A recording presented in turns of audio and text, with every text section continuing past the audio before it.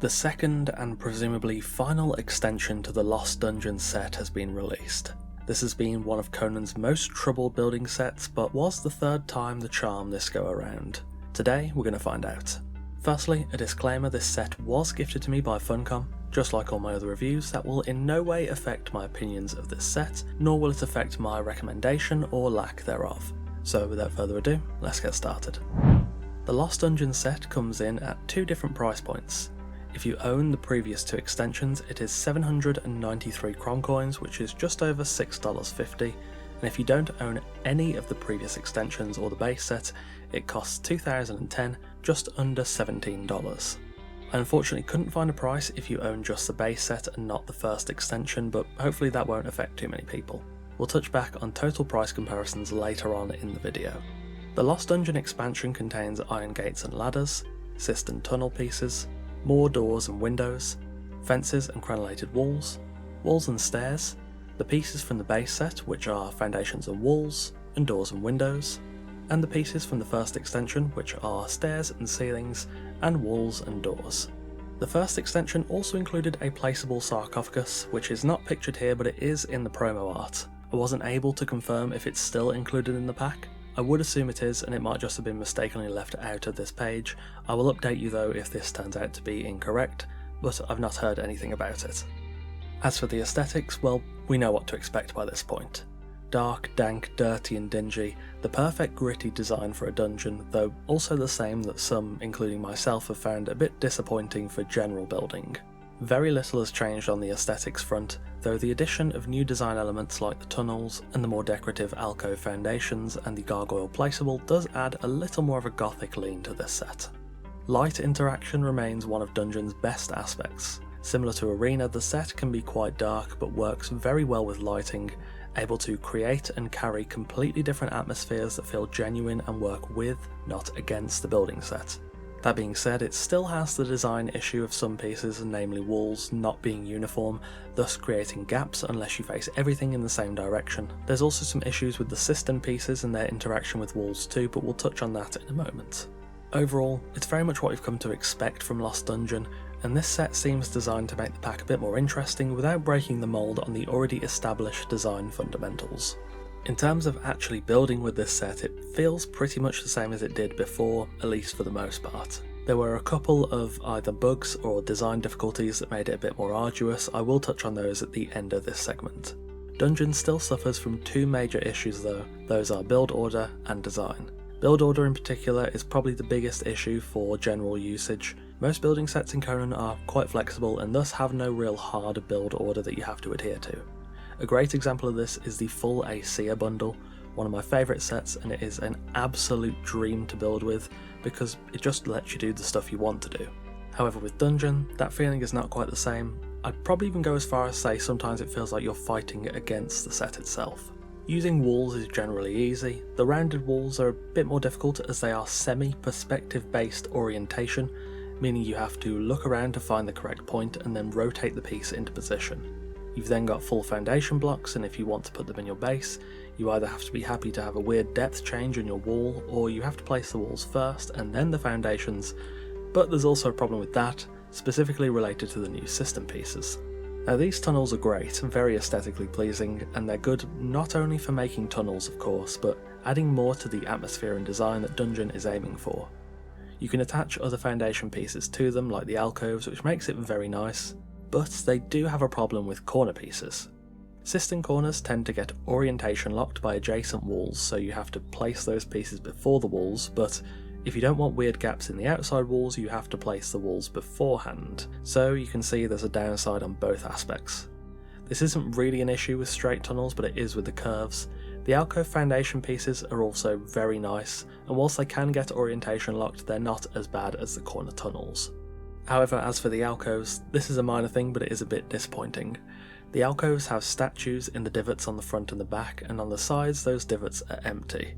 It's the perfect size for many lamps or small braziers, but the actual buildable area is just a touch too small. You can basically only fit very small lamps and candles. It's a very minor complaint, but it just kind of feels like a missed opportunity, which I guess is kind of how I feel about this set generally. Building your own dungeon is a really cool idea, but so far, I think the whole material pack has consistently just been a bit of a missed opportunity.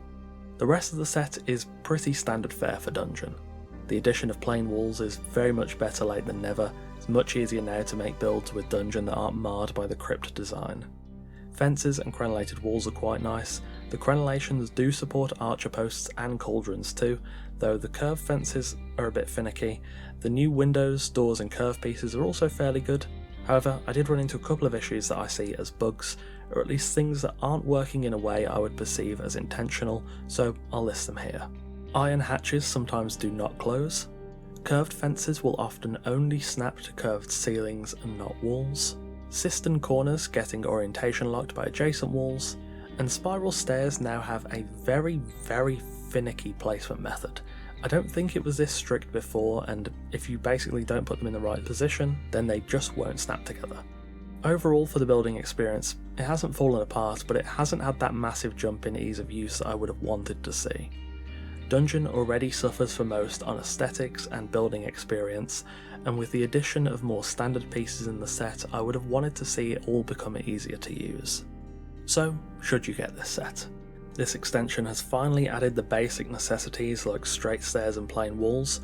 I don't think that should necessarily be praised because they should have been there from the start, but they are also nice to have in a set that has generally struggled with ease of use. There is, of course, also the issue of cost. $17 for the entire set if you don't own any pieces is a bit steep for what you're getting.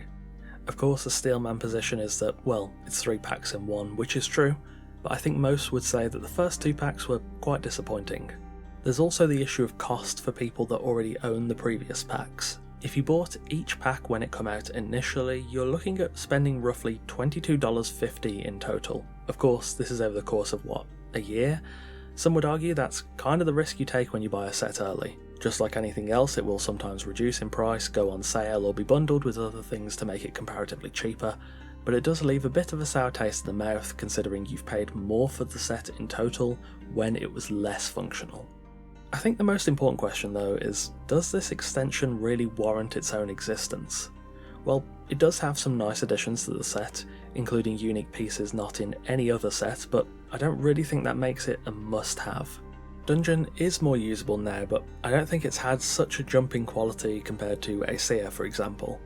I do have the theory myself that this second Dungeon extension was probably chosen as the easiest option, depending on how late the dev team made the decision to pivot to a 4th chapter. There's no hard evidence for that, it's just what I suspect happened, and to be fair, if that was the case, I think they could have done a lot worse than what they've done here. Ultimately then, do I recommend you get the second Lost Dungeon extension? For me, I don't think I can recommend it. It does some cool things, and the set is more usable now than ever before, but it does undoubtedly have some issues. It's got a couple of annoying bugs, a strange build order, forced compromise between walls and foundation pieces, and the set still feels like it's missing a couple of things. Had this set really improved on the user experience, then I kind of would have been in half a mind to recommend it, but I don't think that jump has been so significant that I would recommend it. Undoubtedly, there are people that will like this set, and if you're a first time buyer, I think you could have some fun with it. There's some cool stuff you can do with it, but it's not groundbreaking, and ultimately the aesthetics really hurt the potential of the set being used as an exterior design, at least in my tastes. I appreciate what they've tried to do to make it more usable and flexible. They have achieved that to at least some degree, but I just don't think the set is adaptable and interesting enough to warrant the full price. $6.50 is a bit more palatable on paper, but again, I don't think enough value has been added to the set overall. I suppose that's really been the whole kind of vibe with the Dungeon set. Some of the stuff like Aesir and Stormglass Cathedral has been somewhat expensive, but they've all been really well received because they were really good. Dungeon's been kind of a missed opportunity the whole way through and kind of disappointing in different aspects. Had this set revolutionised it and knocked it out of the park, I would have recommended it. And whilst I think Dungeon now is probably the best it's ever been, I don't think it quite stacks up to the quality of other build sets we've seen, so ultimately, no, I do not recommend you get the Lost Dungeon extension. And there we have it, my review of the second Lost Dungeon extension. I am very much suffering from dungeon fatigue, and I'm happy to say that I think this is probably the last we'll see of this set. I appreciate that they tried new things here, but I think the set overall has been disappointing, unfortunately. Hopefully in the next stage we get something new, fresh, and most importantly, flexible. Thank you for watching, and of course a massive thanks to our wonderful esteemed coffee cultists for continuing to support the channel over on Patreon. Let me know your opinions in the comments below. I'm probably not alone in wanting to see the back of the dungeon set, though at least some of the new additions are kinda cool. Again, thanks for watching, take care, and I'll see you soon.